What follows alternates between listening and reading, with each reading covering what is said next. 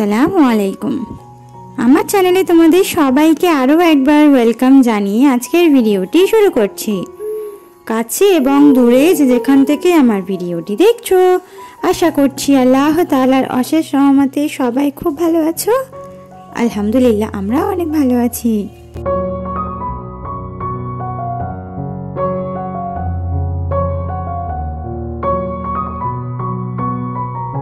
তো আগামীকাল থেকে রোজা শুরু হয়ে যাচ্ছে আলহামদুলিল্লাহ। তো এই দিনটার জন্য বা একটা মাসের জন্য কিন্তু আমরা গত 11 মাস অপেক্ষা করে থাকি যে এই রমজান মাসটা কবে আসবে, তো বেশি বেশি করে ইবাদত করতে পারবো। আর সেই সাথে রোজা তো আছেই, আর ঈদের একটা আনন্দ, এগুলো তো প্রত্যেকের মাঝেই থাকে। কারণ আমাদের ঈদের উৎসবটাই একমাত্র এমনই উৎসব যেই উৎসবটা কিন্তু আমরা কখনোই আর কি ফেলে দিতে পারি না। মানে ঈদটাই হচ্ছে এমন একটা আমাদের সবথেকে বড় উৎসব যেখানে থাকে কেনাকাটা, ঈদের ঘোরাফেরা, আনন্দ, মানে এগুলো তো রয়েছে। তো মোটামুটি ব্যাপারটা হচ্ছে যে এই ব্লগটা কিন্তু তোমরা প্রথম রোজার দিন দেখতে পাবে, তবে এই ভিডিওটা কিন্তু রোজার আগের দিনকে শ্যুট করা। তো যেদিন শ্যুট করি সেদিন তো আর ভিডিও দিতে পারি না, তার আগের দিনের ভিডিও তার পরের দিনকে অবশ্যই দিই। তো সেই জন্য প্রথম রোজার দিন এই ভিডিওটা গেলেও এটা কিন্তু রোজার আগের দিনের ভিডিও, আর প্রথম রোজার ব্লগ কিন্তু তা সেকেন্ড রোজাতে পাবি। তো এইভাবে কিন্তু আমি চেষ্টা করে যাব প্রত্যেকটা রোজা ব্লগ তোমাদের মাঝে নিত্য নতুনভাবে তুলে ধরতে।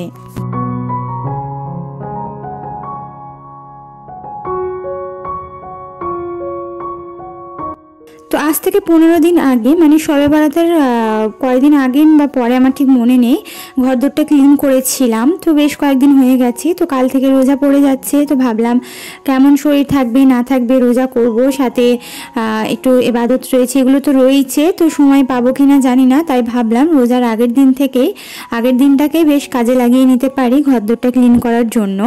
তো সেই কারণে ভাবলাম যে একটু ডিপ ক্লিন করে নেওয়া যায়। ঝুলটুল তো কিছু পড়েনি, শুধু একটু ধুলো পড়েছে, যেটা তো স্বাভাবিক হয়।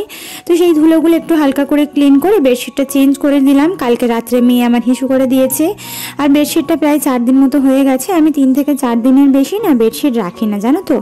তো মেয়ের জন্য নয়, কারণ মেয়ে আমার উপরে হিসু করাই না, বাট কালকেরে কি হয়েছে, ওকে প্যান্ট পরাবো বলে ওপরে বসিয়েছি আর ব্যাস হিসু করে দিয়েছে। তো যাই হোক, বেডশিটটা চেঞ্জ করে দিলাম, কারণ নামাজ পড়তে গেলে হিসু এইসব তো একদম চলবেই না। তো যতটা পরিমাণ চেষ্টা করি 3-4 দিন অন্তর অন্তর বেডশিটটা চেঞ্জ করে দিতে।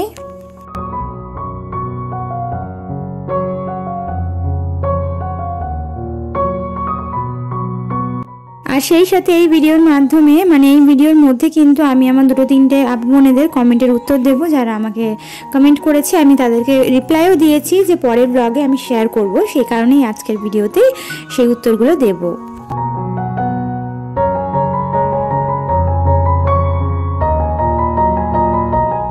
তো কাজগুলো যে একেবারে শান্তি করে করতে পারছি এমনটা কিন্তু একদমই নয়। মেয়ে দেখতেই পাচ্ছ কতটা পরিমাণে বিরক্ত করছে আমাকে।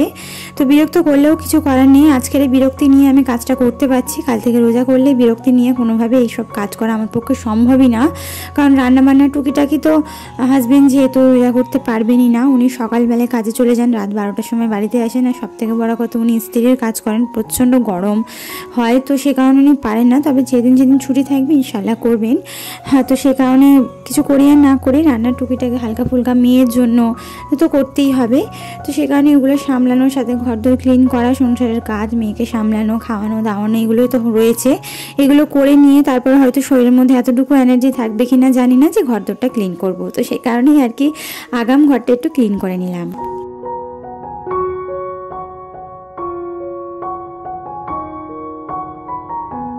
তো আমার এক আপু বোনের প্রশ্ন ছিল, হ্যাঁ, যে আমাদের ছাদে যে মুরগি আছে সেই মুরগিগুলো কিভাবে থাকে, মানে ওরা ওপর থেকে নিচে নেমে যায় কি না। তো আমি সেই জন্যই আর কি আনসারটা ভাবলাম একটু ডিটেলসে দেওয়া যাক। যদি আসলে রিপ্লাইতে না বেশি বড় করে লেখা যায় না, জানো তো। তো সেই কারণে ভাবলাম যে একটু ডিটেলসে বলবো যাতে তোমার বুঝতে সুবিধা হয়। তো আমাদের যে ট্যাঙ্কি রয়েছে, পানির যে ট্যাঙ্কি, সেই ট্যাঙ্কির নিচে কিন্তু খুব সুন্দর ঘর করা হয়েছে, সেটা আমার হাজবেন্ড নিজে হাতেই করেছেন। তো সেখানেই কিন্তু আমাদের মুরগিরা থাকে, আর সকালবেলায় ওদেরকে ছেড়ে ছেড়ে দেওয়া হয় আর সন্ধ্যাবেলা ওরা নিজেরাই উঠে যায়। এবার তার মাঝে কিন্তু ওরা নিচে নামে, এমনটা নয় যে নিচে নামে না, অবশ্যই নামে, আবার ওরা নিজে থেকেই উঠে যায়। কারণ ওরা একটা চেনা আসে হয় না, যে যখন তোমার গৃহপালিত হয়ে যাবে তখন ওদের একটা প্রথম অসুবিধা হতো, নাম তো ওদের ধরে ধরে তুলতে হতো। আর এখন কি হয়েছে, ওদের আর তুলতে লাগে না, ওরা নিজে থেকেই উঠে যায়। তো সে কারণে খুবই সুবিধা হয়েছে, ওদেরকে পা পুষতে খুব একটা অসুবিধাও হয় না। ওদের সকালে ছেড়ে দেওয়া আর সময় মতো আমি গিয়ে জাস্ট খাবার দাবার দিয়ে আসলাম, উপরে যেহেতু কল করা আছে ওখান থেকে একটু পানি দিয়ে দিলাম।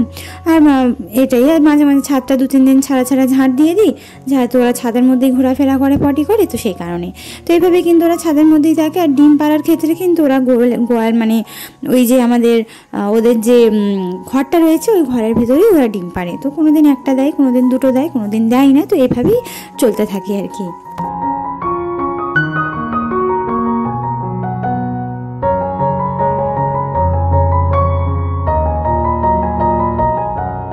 আমার এক আপুমনের আরেকটা আপুমনের কমেন্ট ছিল যে আমার যে গ্যাস এটা কতদিন হয়, কারণ গ্যাস ওভেনটা তো আমি সবই এখন করছি, আগে করতাম না, এখন যেহেতু সব কিছুই করছি তো সেক্ষেত্রে আমার গ্যাস ওভেনটা আমার গ্যাস কতদিন হয়। তো সব থেকে প্রথম কথা, আমি যখন কাঠের উনানে রান্না করতাম সেই ক্ষেত্রে কিন্তু আমার গ্যাস ওভেনটা দেখা যেত কি 3.5 থেকে 4 মাসের ভিতরে শেষ হয়ে যেত। মানে 4 মাস আমি ধরে রাখি যে 4 মাস আমার হবে। আর যবে থেকে আমি এই যে তোমার গ্যাসে রান্না করছি আর কাঠের উনানে কিছুই করছি না, সেক্ষেত্রে কিন্তু 2 থেকে 2.5 মাস আমি ধরে রাখি। বেসিক্যালি যাদের ডবল সিলিন্ডার তাদের কিন্তু সমস্যা হয় না, সে সবার 1 থেকে 2 মাসের ভিতরে পয়সা জোগাড় করে কিন্তু ভরে নেওয়াই হয়। সব থেকে সমস্যার সম্মুখীন হয় তারাই যাদের একটা সিলিন্ডার শেষ হয়ে যাওয়ার পর কিন্তু খুব অসুবিধা হয়। তো সেক্ষেত্রে একটা যদি হিসাব করে রাখে তাহলে টাকাটা আর কি গুছিয়ে রাখতে পারে। তো তুমিও এভাবে হিসাব করে নেবে, যখন তোমার প্রথম গ্যাস শেষ হবে সেই ক্ষেত্রে তুমি কোনো খাতায় বা ডায়েরিতে লিখে রাখবে, তারপরে তুমি দেখবে যে তোমার কতদিন গ্যাস ওভেনটা চলছে। তো সেক্ষেত্রে তোমার নেক্সট টাইম একটা আন্দাজ হয়ে যাবে, সেই বুঝে অনুযায়ী তোমার আন্দাজ করে তুমি টাকা রাখতে পারো। যাদের একটা সিলিন্ডার রয়েছে তাদের ক্ষেত্রেই বললাম। তো আমার বেসিক্যালি এখন 2 থেকে 2.5 মাস হয়, আর যদি কাঠের উনানে রান্না করি তাহলে 4 মাস হয়। আশা করি আমার দিদি বোন বুঝতে পেরেছে।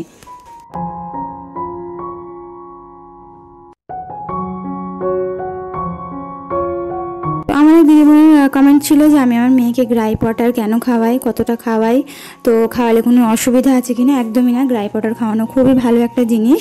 তো ওকে আমি দিনে 2 বার দিই, যখন হোক আমার মনে পড়ে আমি দিয়ে দিই। মানে হয়তো সকালে ব্রেকফাস্টের পরে দিলাম, আর সন্ধে ব্রেকফাস্ট মানে সন্ধ্যেবেলা যখন আমি ওকে নাস্তা করাই কিছু খাওয়াই তখন ওকে আমি দিই। তো তোমরা যদি আমার মেয়ের একেবারে সারাদিনের রুটিনের ডায়েট চার্ট বা ওকে কী খাওয়াই সেটা দেখতে চাও আমাকে কমেন্টে জানিও, সেটা নিয়ে একটা ডিটেলসে ভিডিও আমি বানাবো ইনশাল্লাহ।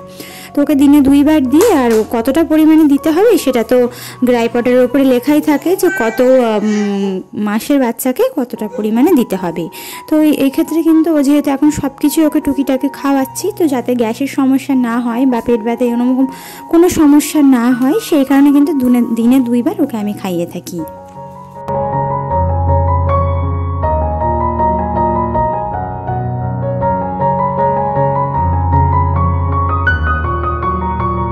তো আমার আরেক দিদিমণির কমেন্ট ছিল যে আমার শাশুড়ি মা কেন বিজনেস করছেন, যেহেতু ওনার 2টো ছেলে রয়েছেন তার সত্ত্বেও কেন উনি বিজনেসটা করছেন, কেন উনি দোকানে যান। তো এরকম একটা কমেন্ট এসেছিল। তো উনি ভালোভাবেই কথাটা বলেছেন, কোনো খারাপ কথা বলেননি। আমার খুব ভালো লেগেছে এটা শুনে, যে ঠিকই তো, যে ওনার 2টো ছেলে থাকা সত্ত্বেও উনি কেনই বা রোজগার করবেন। তো সব থেকে বড় কথা হচ্ছে এই যে ওনার বিজনেসটা, এটা কিন্তু আজকালের নয় যে উনি হঠাৎ করে 2টো ছেলের বিয়ে হওয়ার পর উনি বিজনেসটা করছেন নিজের জন্য, এমনটা কিন্তু নয়। আমার হাজব্যান্ড যখন 3 থেকে 4 বছরের বয়স ছিল ছোট, তখন থেকে উনি ওনার এই বিজনেসটা স্টার্ট করেন। আমার মানে শ্বশুরমশাই আর্থিক অবস্থা খুব একটা ভালো ছিল না, সেই কারণে কিন্তু উনি নিজেই সংসারের হালটা ধরেন আর এই বিজনেসটাকে স্টার্ট করেন মাত্র 2000 টাকা দিয়ে। তোমরা বললে বিশ্বাস করবে না, মাত্র 2000 টাকা দিয়ে বিজনেসটাকে স্টার্ট করেন। আর আমরা এই যে ঘরদোর তুমি দেখতে পাচ্ছ, এই যে সব কিছু তুমি ভিডিওর মাধ্যমে দেখো না, আমার ঘর, বারান্দা, ছাদ, উঠোন, রান্নাঘর সব কিছু উনি নিজে উপার্জন করেছেন।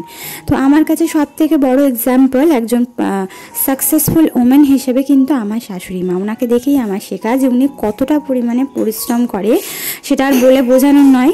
তো ওনাকে দেখেই শেখা যে উনি যদি এতটা করতে পারেন, তার যদি একটু হলেও আমরা পরিশ্রম করতে পারি তাহলে কেন পারবো না, অবশ্যই পারবো। তো কোনো কঠোর পরিশ্রম করে কিন্তু উনি ঘর বাড়ি সব কিছু বানিয়েছেন, তাই ওনাকে ভালো রাখার দায়িত্ব আমার। তো যেহেতু এতদিনের ওনার বিজনেস, সেটাকে সহজেই তো আর ছেড়ে দেওয়া যায় না, তাই না, হাজার হলেও।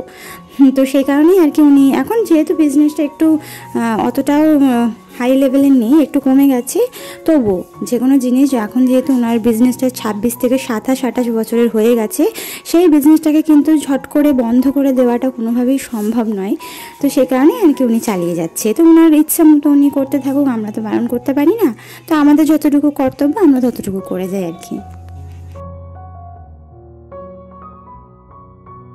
তো এই যে ঘরটাকে একটু সামান্য ফুল দিয়ে আমি সাজিয়েছি, অল্প কিছু ফুল দিয়ে, বেশি কিছু নয়। তো এগুলো আমার ফুলগুলো না তোলা ছিল, তো সেই ফুলগুলোকে আর কি আমার শীতের জামা কাপড় তোলার সময় বার হয়েছে, এগুলোকে আর কি একটু ইউজ করলাম। কেমন লাগছে তোমরা অবশ্যই জানিও। আরও কিছু দিয়ে ঈদের আগে আমার ঘরটাকে ডেকোরেট করার ইচ্ছা আছে, তো সেই ইচ্ছা পূরণ হলো তোমাদের সাথে তো অবশ্যই শেয়ার করব।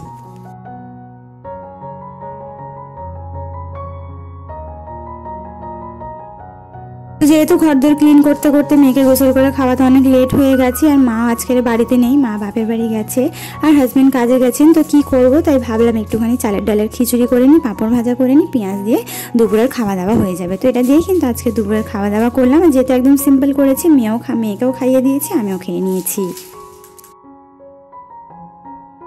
তো ভিডিওটা দেখতে দেখতে ভিডিওর কোনো অংশ ভালো লাগলে অবশ্যই চ্যানেলটিকে সাবস্ক্রাইব করে বেল আইকনটা প্রেস করে দেওয়ার অনুরোধ রইল। এতে করে যেটা হবে, আমার ভিডিও ছাড়া মাত্রই তোমাদের কাছে নোটিফিকেশনটা পৌঁছে যাবে। আর যারা অলরেডি কাজটা করে দিয়েছো তাদেরকে অসংখ্য ধন্যবাদ।